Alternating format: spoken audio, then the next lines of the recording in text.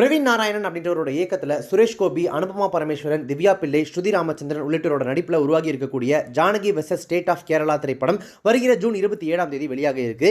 இதையொட்டி கேரளாவில் நடந்த இந்த திரைப்படத்தோட இசை வெளியீட்டு விழாவில் தன்னை பற்றிய விமர்சனங்கள் குறித்து மிகுந்த மன வருத்தத்தோடு பேசியிருக்காங்க நடிகை அனுபமா. அதுக்கு அவங்க என்ன சொல்லியிருக்காங்க அப்படின்னா, பிரேமம் திரைப்படம் வந்த டைம்ல எனக்கு ஒரு மிகப்பெரிய கிரேஸ் இருந்துச்சு, ஆனால் எனக்கு நடிக்க தெரியாது அப்படின்னு சொல்லி பலரும் விமர்சனம் பண்றாங்க.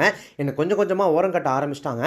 அதனால தான் மலையாளத்தில் பெரிய அளவில் நான் படங்களே பண்ணல. மற்ற மொழிகளிலிருந்து வரக்கூடிய ஆப்பர்ச்சுனிட்டிஸை பயன்படுத்தி இருக்கேன். சமீபமாக நிறைய பிரச்சனைகளை நான் எதிர்கொண்டு விட்டேன். என்ன விமர்சனம் செய்யுங்க, அதில் தவறு இல்லை. ஆனால் அந்த விமர்சனம் என் வாழ்க்கையை மொத்தமாக அடிச்சிடக்கூடாது அப்படின்னு சொல்லி ரொம்பவே மன வருத்தத்தோடு பேசியிருக்காங்க. வருத்தமாக பேசின அனுபமாவுக்கு ஆதரவாக பேசிய நடிகர் சுரேஷ் கோபி, இது மலையாள சினிமாவில் இருக்கக்கூடிய மிகப்பெரிய பிரச்சனை. நடிகை சிம்ரன் இங்கே வந்தப்போ இதே போல தான் அவங்களையும் குறைச்சி மதிப்பிட்டாங்க. ஆனால் பின்னால் அவங்களே பிரபல நடிகையாக வளம் வந்தாங்க. அசின், நயன்தாரா என இன்னைக்கு உச்சத்தில் இருக்கக்கூடிய பிரபல நடிகைகளுக்கும் அவங்களோட ஆரம்ப காலத்தில் இதே போல தான் இங்கே பிரச்சனைகள் வந்தது.